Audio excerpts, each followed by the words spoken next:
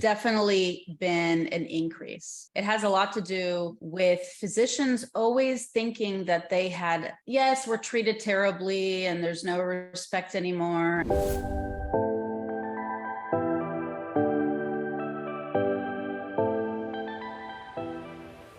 It feels like there's a lot of interest in the physician circles in real estate. Have you kind of felt that, or maybe a growing interest or greater interest? Or has it always been this way that there's been an interest? I think over the last 3 years, there's Especially. definitely been an increase. And I think it has a lot to do with physicians always thinking that they had, like, yes, we're treated terribly and there's no respect anymore. And our salaries keep going down and reimbursement is down and administrators are telling us what to do. But we always had a sense of job security.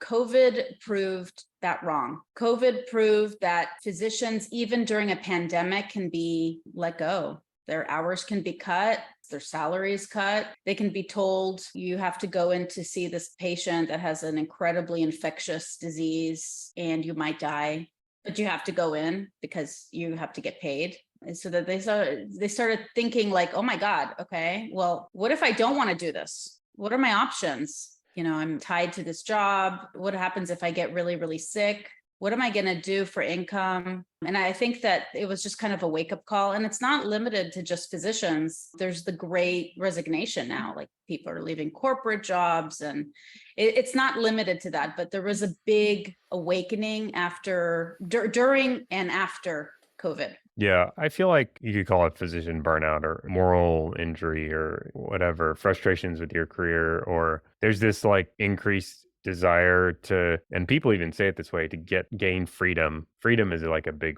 kind of buzzword. Physicians are looking for like freedom or alternatives. And typically what I see coming up is real top of the list solutions. Real estate's usually on it, but it's like side gigs, real estate, or I'm going to retire early, or maybe a career shift of some sort, which kind of, there's a lot of overlap on those things. But it seems like all that's interrelated. It sounds like you're on the same page with that. And that's, I think my first thought is like, so freedom, I think is a key word. Like, and my thought is like, what are you needing to get freedom from, Yeah, that's a great question. And it depends. It's a personal question, right? Every person has their own idea of what freedom is. Is it freedom of their time? Is it freedom to travel? Is it freedom to practice medicine? How they choose to practice medicine?